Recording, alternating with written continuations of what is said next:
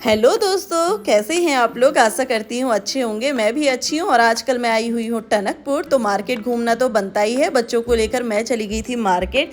तो आपने वो वाला गाना तो सुना ही होगा, चाह को होटल खोलू लो इतनी टनकपुर। तो मैं उसी टनकपुर में रहती हूँ और आजकल ना पूर्णागिरी का मेला चल रहा है ज़ोरों शोरों से। तो काफ़ी ज़्यादा भीड़ है। यहाँ पर रेलवे स्टेशन है, तो इसकी वजह से काफ़ी ज़्यादा भीड़ रहती है। तो आप कहीं शहरों में रह लो यार, लेकिन सुकून वहीं की शॉपिंग से मिलता है जहाँ आप बचपन से जहाँ रहे हो। तो मैंने सोचा चलो यार, जाने से पहले शॉपिंग करना तो बनता ही है। तो हम फटाफट से ना मार्केट निकल गए थे। और शिवेश का बर्थडे भी आने वाला है 10-15 दिन में।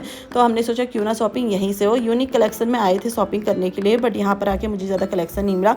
तो अपनी फेवरेट दुकान जमाल वाले भैया के यहाँ चले गए थे। उसके बाद जैसे ही पहुँचे यहाँ पे तो एक से एक कपड़े थे यार। और ये वाले कपड़े का ना साइज़ इशू हो गया था, और साइज़ थोड़ा सा मुझे बड़ा ही चाहिए होता है यार, नहीं तो पता चला 2 महीने बाद छोटा हो जाता है। दूसरा ड्रेस देखा शिवेश का, वो भी काफ़ी ज़्यादा अच्छा था, बट ये वाला नहीं लिया। तो ये देखो फुल वाला, लेकिन शिवेश को फुल कपड़े पसंद नहीं आते, बट मैंने ये 2 ड्रेस ले ली थी।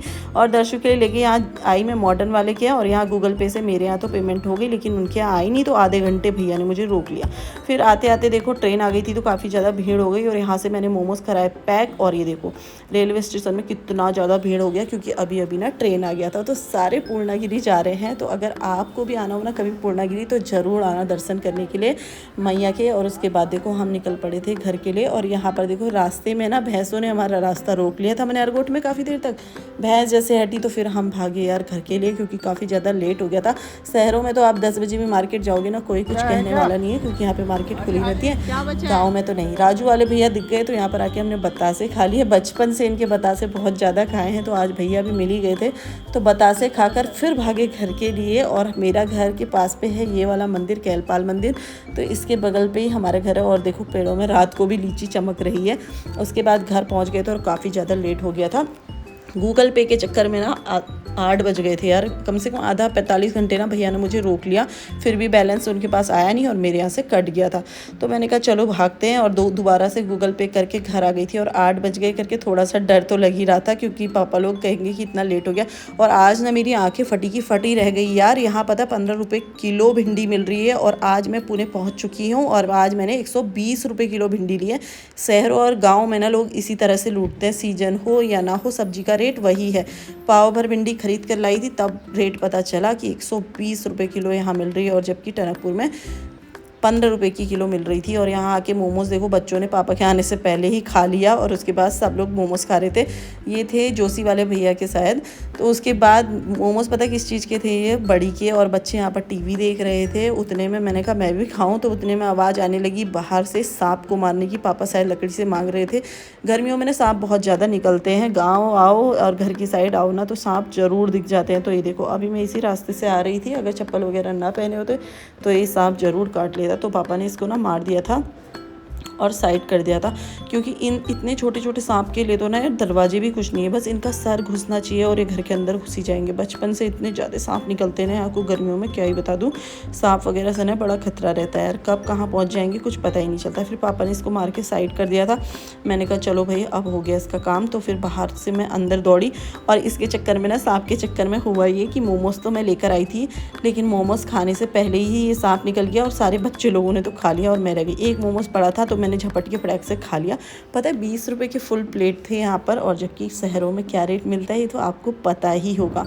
कहीं 60 रुपये के मिल रहे हैं प्लेट, कहीं 120, जैसा देख लो वैसा। स्विगी में तो काफ़ी ज़्यादा महंगे मिलते हैं ऑनलाइन ऑर्डर करने में। तो फिर मोमोज़ वगैरह खाया। तो बच्चों को घर पे रखी थी आइसक्रीम, तो दोनों बच्चे किचन में नानी के पास आ गए थे। और देखो दोनों एक दूसरे का मुँह भी देख रहे हैं और हंस भी रहे थे कि आइसक्रीम से आज तेरा मुंह कैसा हो गया, मेरा मुंह कैसा हो गया। और मम्मी ने यहाँ पे रोटी बना रही थी फटाफट से। हमने कहा चलो मम्मी खाना बना रही है, यहीं पे बैठे बैठे गप्पे भी मार रहे थे। और गर्मी टनकपुर की, हाय राम, बहुत ज़्यादा गर्मी हो रही है। पहाड़ से आने के बाद पता चल रहा है कि पहाड़ में तो थोड़ा ठंडक है यार, यहाँ तो बहुत ज़्यादा गर्मी होती है। फिर दिन का चावल बचा हुआ था और छोले बने थे मम्मी ने साथ में, तो मैं तो चावल खा रही थी और बच्चों को ना खाना खिला रही थी रोटी। शिवेश के पापा की ड्यूटी थी, तो फटाफट से मैंने खाना वाना खाया।